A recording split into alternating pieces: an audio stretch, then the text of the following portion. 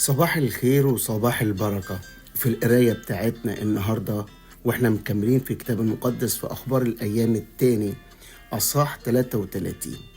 وقفت قدام كلمة عن الملك منسى.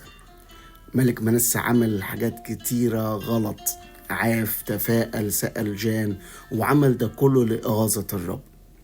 لكن يقول الكتاب: وكلم الرب منسى وشعبه فلم يصغوا، فجلب عليهم رب رؤساء الجند وأخذوا منسى بخزامة وقيدوه بسلاسل نحاس وذهبوا به إلى بابل. ده منسى دخل في ضيق، وضيق صعب جدا.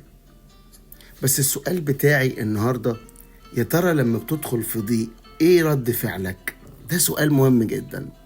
يقول الكتاب في عدد 12: ولما تضايق طلب وجه الرب إلهه وتواضع جدا أمام الرب إله أبائه، وصلى إليه فاستجاب له وسمع تضرعه ورده إلى أورشليم إلى مملكته، فعلم منسى أن الرب هو الله. أنا عجبني منسى لما تضايق ما تصرفش غلط، لكن لما تضايق تصرف صح، طلب وجه الرب، بعكس جده إن دق التعبير اللي هو مين؟ أحاز الملك. وفي أخبار الأيام التاني أصح 28 وعدد 22 يقول الكتاب إيه عنه؟ وفي ضيقه زاد خيانة بالرب الملك أحاز هذا. وده يديني سؤال: يا ترى لما يجي عليك ضيق رد فعلك إيه؟ تتواضع قدام الرب ولا بتتزايد في البعد عنه؟ بتتزايد انك انت بتكمل في نفس الطريق. انا بصلي ان يكون حياتك واتجاه قلبك من فضلك ارجع واطلب الرب من كل قلبك. انا بفتكر كم شاهد كده في الكتاب المقدس، مثلا شمشون لما بيتكلم عن دليلة وكانت تضايقه بكلامها كل يوم وألحت عليه. عارف ايه اللي حصل؟ تضايقت نفسه إلى الموت، وبعدين قال لها عن كل ما في قلبه، وإن هو كيف يفقد النذر بتاعه. لما تتضايق بتعمل إيه؟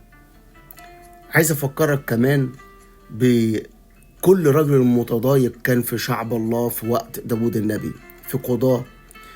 في صموئيل الأول أصحاح 22 يقول الكتاب: واجتمع إليه كل رجل متضايق وكل من كان عليه دين، وهم كلهم راحوا لداود فكان عليهم رئيسا وكان معه نحو 400 رجل.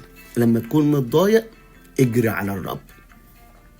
كمان افتكرت في شاهد تاني في صموئيل الأول أصحاح 30 وهنا بيتكلم على داود وعدد 6، فبيقول ايه؟ فتضايق داود جدا لأن الشعب قالوا برجمه، لأن أنفس جميع الشعب كانت مرة، وكل واحد على بنيه وعلى بيته. بس أنا عايز أفكرك بحتة عملها داود، وأنا نفسي النهاردة، مش عارف الرب بيكلم مين، اعمل زي داود. وأما داود فتشدد بالرب إلهه. لما تتضايق اذهب للرب، لما تتضايق تواضع قدام الرب، لما تتضايق من فضلك تشدد بالرب، وثق انه هو في المشهد، وثق انه هو قريب جدا جدا منك.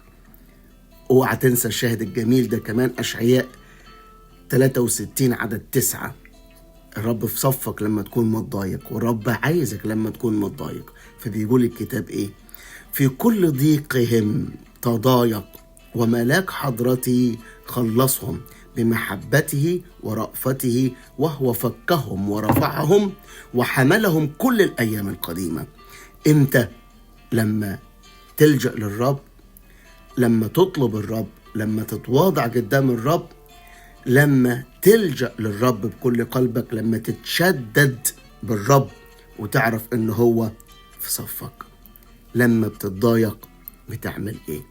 انا بصلي لأجلك ولأجلك في اسم يسوع، آمين.